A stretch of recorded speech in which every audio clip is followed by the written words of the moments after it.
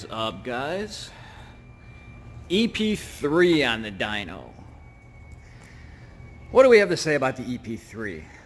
There's a lot of stuff you can probably say, just generally speaking of the ep3 chassis.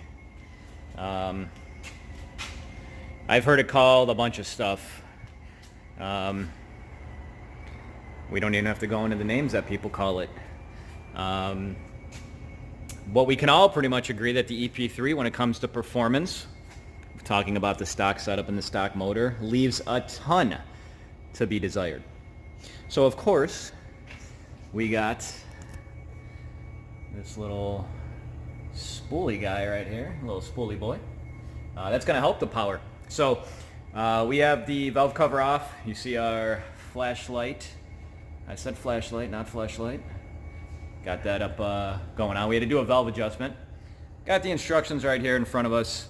Not more so to understand how it's done, but I like to have the clearance and the specs right in front of me. So got that going on. Got our little nifty tool. Let me find it. I think we put it away already. Nifty valve. Oh, there it is. Never mind. Got the valve adjustment tool right there. You can see it's modified actually with a 10 mil, courtesy of me. Fits right over the jam nut and the screwdriver that is in there too. Screwdriver that is in there. You home? Wait. Just trying not to get my hands oily. There it is. There's the screwdriver. So if you're not familiar with it, that's a little tool. It's probably like a $20 tool.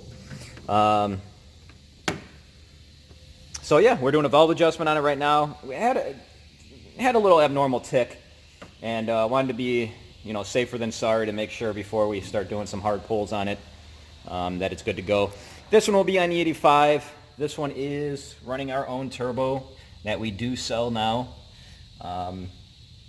We sell a good variety of sizes. If you're interested in it, hit us up, let us know. We brought our own turbo to the table just because we were dealing with a lot of customers were sick and tired of certain brand companies always putting blame on other stuff when something goes wrong with a turbo. So we tested them out. We have a whole trial period that we went through. Got some guys that were testing them out. And I tell my guys, anything happens with the turbo, let me know. We'll take care of you. As long as it looks like you didn't throw random nuts and bolts inside, of course. Common sense, But so that's what we got going on. We're going to put the valve cover back on. We are going to... Chilling inside the car. We got a bucket underneath. I don't know if I can get that. Hi. There you go. Got the bucket underneath. Got the random high. One good thing in K-Pro, you can run the fuel pump continuously to drain all the fuel out. So some programs you don't have that option. You have to keep turning the key on and off, which is a pain in the butt. So we are draining the 93 out, and we're going to put some E85 in it. Everybody likes the corn. Everybody likes the corn. Well, I am going to go grab some E85 because we're switching it to E85. Going to drain the gas tank. Hopefully it has a drain plug on the bottom of the tank. I'm not sure if this one does. If not, we'll unhook a fuel line and get the fuel pump to prime. We'll do, as I've been doing, some in-between videos, how we're doing on the setup, the power, and all that good stuff. So I'm going to get back to work.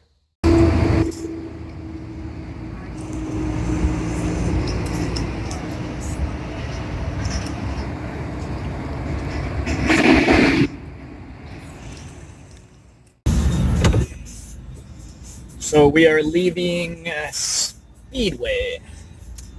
Yeah, Speedway. We got two E85 places over here that we go to. This Speedway is pretty consistent with their ethanol. Usually it's about 80 to 85% all the time, even in the wintertime. The other one we go to, if this one doesn't have E85, which sometimes they don't, we've gotten low as 70%. So, I've said it in my other videos too. I'm not tuning on the verge of having it want to the engine to explode, basically. So some people will ask, well, if I'm tuned on E85 and I get a winter mix, or it's 70%, am I going to have an issue? I've said it before with my tunes. No, I don't tune on the verge of, if you get a little bit lesser of ethanol content, that your car is just going to explode. The only time I ever tune on that verge and leave a car like that is a full out race car. And then the customer is either standing next to me and he's telling me to keep on pushing. He knows the consequences. Or I have them on the phone and they'll tell me, yeah, keep on pushing, keep on pushing. So, that question, and I got to do a video specifically on E85. Hey, what if I'm tuning in the summertime on, 85, and then in the wintertime? You shouldn't have an issue. Especially with the newer cars, the newer Civics have knock retard involved in it too. So, if the engine does want to knock, it will retard a little bit. But like I said, once again, and I tell my customers, I'm not out to get 1 to 2 to 3 extra little horsepower. It's not worth it. We're tuning for longevity. We're tuning for performance, but 1 to 2 to 3 horsepower, 4 horsepower, you're not going to notice the difference. So there's no sense of risking it. So, but like I said, I'll go on and on about that. That's for a whole other video. Going to head back in, put it in there, and this guy in this Ford Ranger wants to race me. So we're gonna take him the Odyssey, the Honda Odyssey van, and show him what's up. Just joking.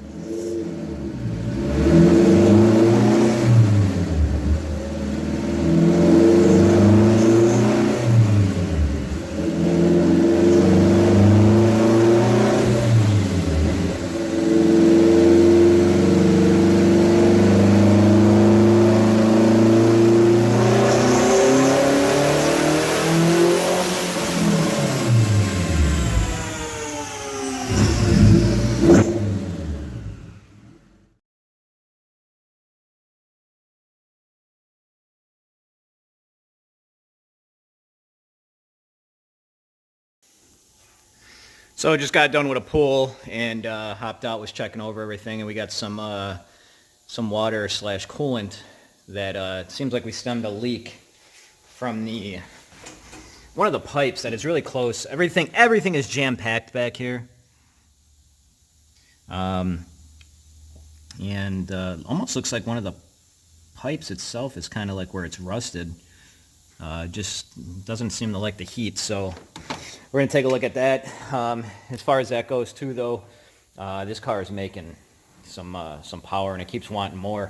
Right now, not even close to being finished with the tune, and we're stopping at 7,000 RPMs. We're making 436 horsepower, but what I also want you guys to keep in mind here is look at the power band. So you can really see at 5,000, turbo's kicking in. We got VTEC set right around there too. 5,500 RPMs, 5,400. You're already at 242 horsepower. Here, let's do this. Make things a little bit simple. 5,500 RPMs, you're at 254. And at 6,000 RPMs, you're at 332. So a 500 RPM difference. And this is what I tell people with the power band. This is what you're going to feel on the street.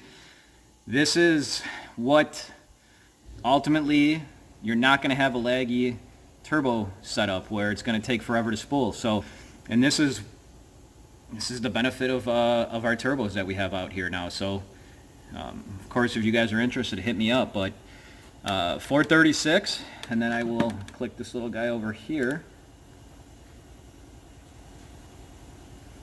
And there you go. I'm trying to, come on there, mouse. 300 foot-pounds of torque, so this thing's going to be definitely moving on the street. So I'm going to see if we can maybe fix this coolant issue. See what we can do. So I'll be back. So back in the car, of course. I'm bummed. I'm bummed to say the least. We made 436 horsepower. The tune's not finished. We got the coolant leak, and you know I got to do what's best for the car, and I can't keep it on the dyno with the coolant leak. Unfortunately, it bums me out. I know, you know, our goal and the customer's goal, you know, me and the customer talked. I said, hey, what kind of power you want? And he said, you know, what do you think? We agreed, you know, 400 would probably be where he would be happy with it. You know, we want more power down the road. You know, seeing the one pull, we were at 381 horsepower.